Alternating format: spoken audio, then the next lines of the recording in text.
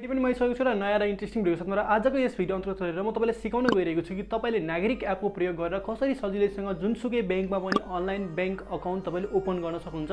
त्यो तपाईँलाई म जानकारी दिन गइरहेको छु साथीहरू। र धेरै साथीहरूलाई नागरिक एप भनेको के हो भनेर थाहा नहुन सक्छ साथीहरू। नागरिक एप चाहिँ साथीहरू नेपालीहरूको मोबाइलमा नहुनेकन एप हो साथीहरू। यो एप भएन भने चाहिँ तपाईँले धेरै काममा पछुतो मान्नुपर्ने हुन्छ साथीहरू। र नागरिक एप के हो, नागरिक एपले कसरी काम गर्छ भनेर तपाईँलाई केही पनि थाहा छैन भने साथीहरू यो माथि आई बटनमा राखेको भिडियोलाई हेर्नु होला साथीहरू। त्यसपछि तपाईँले सम्पूर्ण कुराहरू नागरिक एपको बारेमा जान्नुहुनेछ है साथीहरू।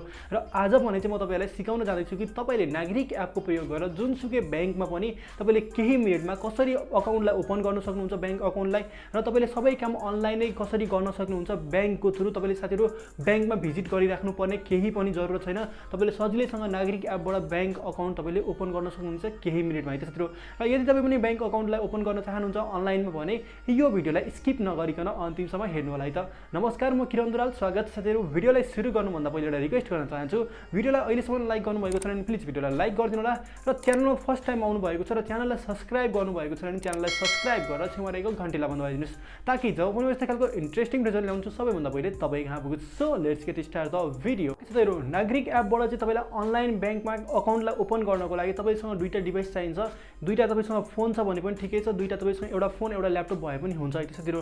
र यो कुराहरू चाहिँ रेडी गरेर राख्नु होला। अब भने हामी जान्दैछौँ कि कसरी अनलाइन अब हामीले चाहिँ अकाउन्ट ओपन गर्न सक्छौँ नागरिक एपको थ्रु है साथीहरू। यो सम्पूर्ण कुरा जान्नको लागि हामी जानुपर्ने हुन्छ आफ्नो मोबाइलको स्क्रिनतिर। सो साथीहरू, आफ्नो मोबाइलको स्क्रिनतिर जाउँ है त। ओके साथीहरू, नागरिक एपलाई प्रयोग गरेर तपाईँले ब्याङ्कमा अकाउन्टलाई ओपन गर्नको लागि चाहिँ सिम्पली तपाईँ प्ले स्टोरमा जानु होला।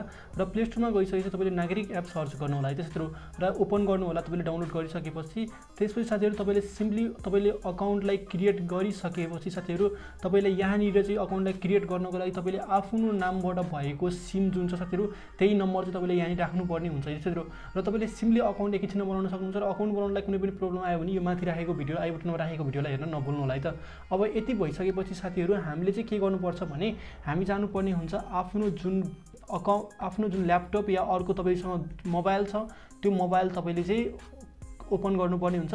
र सिम्पली तपाईँले चाहिँ साथीहरू यहाँनिर चाहिँ आफ्नो मोबाइल या ल्यापटपको स्क्रिनमा आउनु होला। र त्यसपछि तपाईँले सिम्पली सिद्धार्थ ब्याङ्क तपाईँले सर्च गर्नु होला। जस्तै म चाहिँ यहाँनिर ल्यापटपबाट गरिरहेको छु, सिद्धार्थ ब्याङ्क सर्च गर्नु होला। अनि तपाईँले सिद्धार्थ ब्याङ्क रिलेसनसिप फरेभर छ यसमा सिम्पली क्लिक गरिदिनु होला है साथीहरू। र साथीहरू, तपाईँ पनि अब जुनसुकै ब्याङ्कमा पनि तपाईँले ओपन गर्न सक्नुहुन्छ। जस्तै म सिद्धार्थ ब्याङ्कको यहाँनिर बनाउँदैछु र तपाईँलाई मैले सिधै सिद्धार्थ ब्याङ्कको लिङ्क तपाईँलाई डिस्क्रिप्सनमा पनि राखिदिएको छु, त्यहाँबाट पनि तपाईँले गर्न सक्नुहुन्छ है त। र त्यसपछि के गर्नु होला भने अनलाइन एप्लिकेसन भन्ने अप्सन छ, यहाँनिर क्लिक गर्नु होला। र अकाउन्ट ओपनिङ अनि नागरिक एप तपाईँले देख्नु भएको होला, यहाँनिर क्लिक गर्नुहोस् है त। यहाँनिर क्लिक गरिसकेपछि तपाईँले यहाँनिर अकाउन्टलाई चुज गर्नुपर्ने हुन्छ। जस्तै म यहाँनिर चाहिँ के गर्छु भने साथीहरू बोर्न अफ यो देख्न सक्नुहुन्छ सिद्धार्थ जेनेरेसन जेड भन्ने छ, यसमा म एप्लाई गरिदिन्छु है त यो अकाउन्टमा। र यहाँनिर क्लिक गरिसकेपछि अब तपाईँले आफ्नो जुन एप छ नागरिक एपमा चाहिँ तपाईँले स्क्यानको फिचर छ, तपाईँले यहाँनिर स्क्यान देख्न सक्नुहुन्छ। स्क्यानमा गएर क्लिक गर्नु होला। र स्क्यानमा गएर क्लिक गरिसकेपछि साथीहरू तपाईँले यहाँनिर चाहिँ स्क्यान गर्नुपर्ने हुन्छ है साथीहरू। र यसलाई चाहिँ यसलाई सिम्पली कन्फर्म गरिदिनु होला। अब तपाईँको चाहिँ यहाँनिर नागरिक एपको काम चाहिँ सकिसकेको छ। अब तपाईँले चाहिँ यहाँबाट ल्यापटपबाट काम गर्नुपर्ने हुन्छ एकछिन है त। र जस्तै मेरो पर्सनल इन्फर्मेसन भनेको छ, यसले पर्सनल इन्फर्मेसन मेरो देख्न सक्नुहुन्छ नागरिकताको सबै डिटेलहरू यसले लिइसकेको छ, फोटोहरू पनि सबै कुराहरू लिइसकेको छ। अब तपाईँले चाहिँ यहाँनिर साथीहरू जुन स्टार लागेको ठाउँ छ नि साथीहरू, स्टार लागेको ठाउँमा चाहिँ तपाईँले भर्नुपर्ने हुन्छ। आफैले पनि कुनै कुनै ठाउँमा भर्न बाँकी छ भने जस्तै यहाँनिर तपाईँले इमेल दिनु होला है त आफ्नो।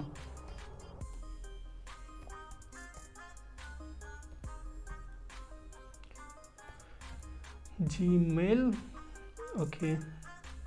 .com है त।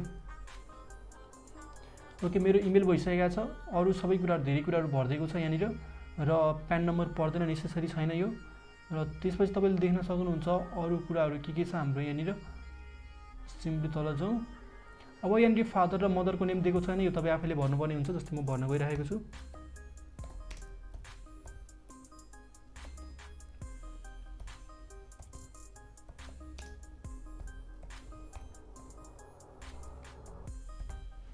ओके, तपाईँ पनि आफ्नो बुबा र मम्मीको नाम भर्नु होला।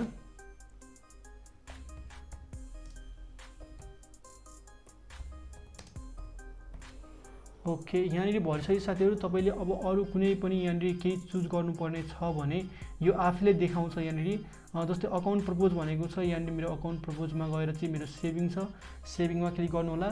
र सिम्पली तपाईँले के गर्नु होला, प्रोसिडमा गएर क्लिक गर्नु होला है त। र प्रोसिडमा गएर क्लिक गरेपछि तपाईँको अर्को आउँछ पर्सनल डिटेल भन्ने साथीहरु आउँछ।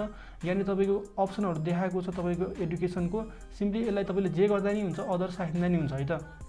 तपाईँ स्टुडेन्ट हुनुहुन्छ भने स्टुडेन्ट या तपाईँ आफू प्रोफेसनल हुनुहुन्छ भने तपाईँले अदर गर्न सक्नुहुन्छ, तपाईँको मर्जी है त साथीहरु। र फर बिजनेस एन्ड प्रोफेसनल भनेको छ यसलाई पर एन्ड तपाईँको डिटेल अफ रिलेटेड प्रोफेसन भनेको छ हाम्रो। यहाँनिर चाहिँ तपाईँले यो भर्दा नि हुन्छ नभर्दा नि हुन्छ, खासै फरक पर्दैन। तर पनि म यसमा भरिदिन्छु अनलाइन जब राख्दिउँ है त साथीहरु। तपाईँ पनि राख्न सक्नुहुन्छ अनलाइन जब है त, यो राख्नु होला। र देख्न सक्नुहुन्छ यहाँनिर एन्टिसिपेटेड भोल्युम अफ ट्रान्ज्याक्सन भनेको छ अप टु 0.1 मिलियन भनेको छ। यो खासै केही पनि फरक पर्दैन, यतिकै राख्दा नि यसलाई हुन्छ है त। त्यसपछि सिम्पली तपाईँले यहाँनिर चाहिँ आफ्नो अकुपेसन भनेको छ पेसा तपाईँले चुज गर्नु होला, तपाईँले अदर्समा राखिदिनु होला सिम्पली, अनि प्रोसिड गरिदिनु होला। र प्रोसिड गरिसकेपछि साथीहरु तपाईँ सिम्पली यो अर्को इन्टरफेसमा आइपुग्नुहुन्छ। र त्यसपछि तपाईँले देख्न सक्नुहुन्छ साथीहरु ब्याङ्कको ब्रान्च भनेको छ, यो ब्रान्च तपाईँले यही राख्नु दिनु होला, केही पनि फरक पर्दैन। Do you want to declare a nominee भनेको छ साथीहरु। आई हेभ, यो चाहिँ के हुन्छ भने साथीहरु तपाईको निधन, यदि तपाईँको केही गरी एक्सिडेन्टली निधन भयो भने चाहिँ त्यसमा चाहिँ कसले तपाईँको अकाउन्टलाई चाहिँ रेखदेख गर्छ है त, त्यो भन्न खोजेको छ। यसलाई हामी त्यतिकै छोडिदिन्छौँ है त। र रिक्वायर्ड सर्भिसेस भनेको छ मलाई मोबाइल ब्याङ्किङ चाहिएको छ र अरू मलाई केही पनि चाहिएको छैन। तपाईँलाई यदि चाहिन्छ भने इन्टरनेट ब्याङ्किङ डेबिट कार्डहरू चाहिन्छ भने तपाईँले गर्न सक्नुहुन्छ है त यहाँनिर। र मोबाइल ब्याङ्किङमा पनि यहाँनिर अरू पनि अप्सन छ आई थिङ्क, तपाईँले देख्न सक्नुहुन्छ यहाँनिर फाइनेन्सियल रोल भनेको छ। यो सबै कुराहरू मलाई चाहिन्छ, यो क्लिक गरिदिनु, तपाईँले पनि गर्न सक्नुहुन्छ है त। र अदर ब्याङ्किङ प्रोडक्ट्स भनेको छ तपाईँलाई यदि क्रेडिट कार्डहरू, लकरहरू, डिम्याट अकाउन्टहरू चाहिन्छ भने तपाईँले गर्न सक्नुहुन्छ, चाहिँदैन भने यो नगर्दा नि फरक पर्दैन है त। र सिम्पली म यसलाई प्रोसिड गरिदिन्छु।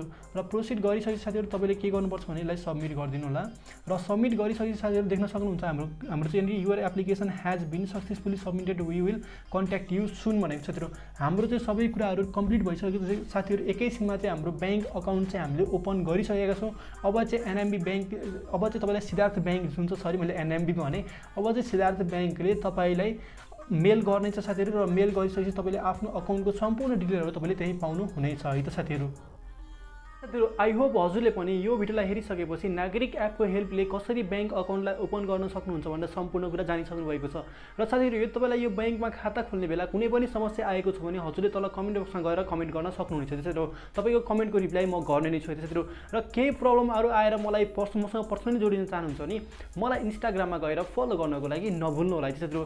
र तपाईँलाई यदि यो भिडियो राम्रो लाग्यो भने प्लिज यो भिडियोलाई लाइक गरिदिनु होला।